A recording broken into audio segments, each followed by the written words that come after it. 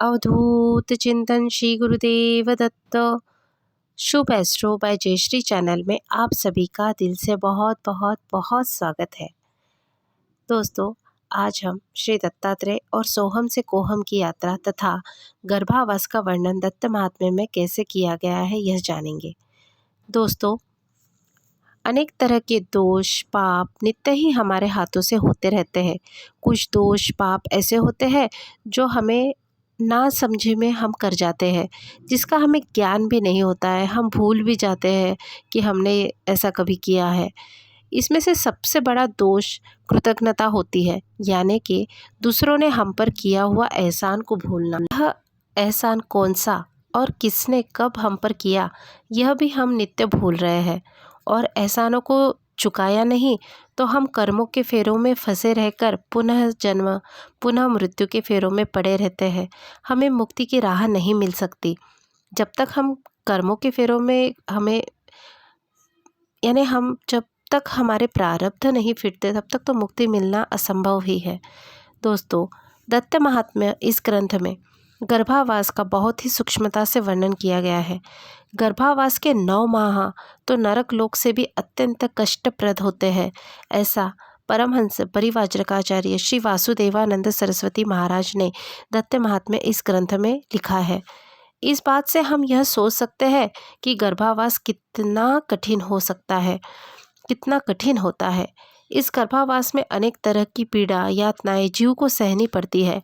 अवांग मुख अर्थात सर नीचे और ऊपर पैर, ऐसी अवस्था में देह परम यातनाओं से त्रस्त होकर परमेश्वर के शरण में जाकर उनकी विभिन्न विभिन्न तरीकों से प्रार्थना करता है और उसे इस अवस्था से छुड़ाने के लिए प्रार्थना करते रहता है।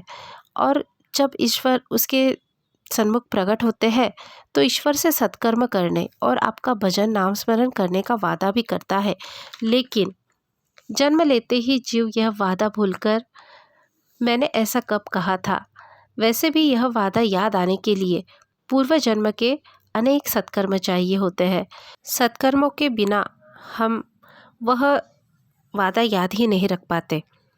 मनुष्य जीव को यह बातें याद दिलाने के लिए ही संत महात्माओं का जन्म होता है, उन्हें जन्म लेना पड़ता है, उनके ग्रंथों की रचना उनको करना पड़ती है। मगर हम इतने ज़्यादा अंधकार में होते हैं कि हम सब जानकर भी सच की राह पर चलने के लिए नहीं जाते, क्योंकि हमारे कर्म का भोग ही बाकी होता है। दोस्तों, हर व्यक्ति को अपने जीवन में एक वक्त ऐसा आता है जब हमें सही मार्ग दिखाने वाला कोई व्यक्ति, कोई ग्रंथ, कोई संत महात्मा या सामान्य मनुष्य भी किसी हमें मार्गदर्शन कर सकता है। वह प्रभु की ही कोई लीला होती है जो हम समझ नहीं पाते। हम सभी ग्रंथों का अगर सार निकाले तो मेरे हिसाब से हम जितना दान करेंगे उतने ही जल्द हमारे बुरे कर्मों से हम निपटारा कर पाएंगे। अगर हम सोचें तो पहले जो अच्छे राजा महाराजा होते थे वह दान करते थे गरीबों को, जैसे राजा हरिश्चंद्र, राजा विक्रमादित्य, राजा परीक्षित, जो आज भी हमारे अंदर अंतरात्मा में उनका असर है, जो क्योंकि उनका आचार विचार सत्कर्म और दान धर्म, दान का महत्व हमारे इस जन्म के साथ साथ अगले भी कई जन्मों को बदल सकता है। दोस्तों, दान हम किसी भी चीज़ का कर सकते हैं। हम धन का दान कर सकते हैं, हम अन्न का दान कर सकते हैं, हम ज्ञान का दान कर सकते हैं, हम गरीबों को कुछ वस्त्रों का दान कर सकते हैं।